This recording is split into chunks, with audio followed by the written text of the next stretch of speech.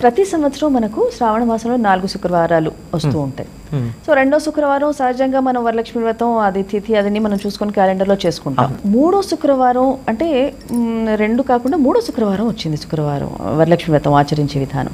అంటే ఎందుకంటే ఆ డిఫరెన్స్ ఏమిటి అంటే మూడో శుక్రవారం చేసుకుంటే మరి మంచిదే అంటారా? అమ్మ, రెండో శుక్రవారం మూడో శుక్రవారం అని ఎక్కడన్నా ఉందా కథలా? పూర్ణిమకు ముందు వచ్చే శుక్రవారం అని ఉంది. పూర్ణిమకు ముందు ఏ శుక్రవారం వస్తే ఆ శుక్రవారం చేసుకోమన్నారు.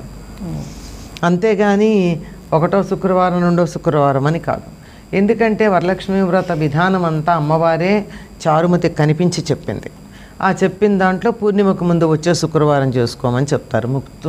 ముత్తుస్వామి దీక్షితారు వారి దాంట్లో కూడా కీర్తనలో కూడా వరలక్ష్మికి సంబంధించింది. దాంట్లో ఏం చెప్తారు? పూర్ణిమకి ముందు వచ్చే శుక్రవారం అనే చెప్తారు ఆయన.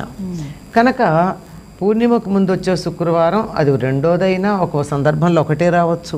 ఏం చెప్తాం? తిథిద్వయాలు అవి వచ్చి ఇప్పుడు శనివారం నాడు వచ్చింది శ్రావణ మాసం మొదటిది, మధ్యలో ఎక్కడో తిథిద్వయాలు వచ్చాయి. అంచేత మళ్ళీ ఒక శుక్రవారం వస్తుంది, వచ్చే శుక్రవారం వచ్చేటప్పటికల్లా పూర్ణిమ వచ్చేస్తుంది.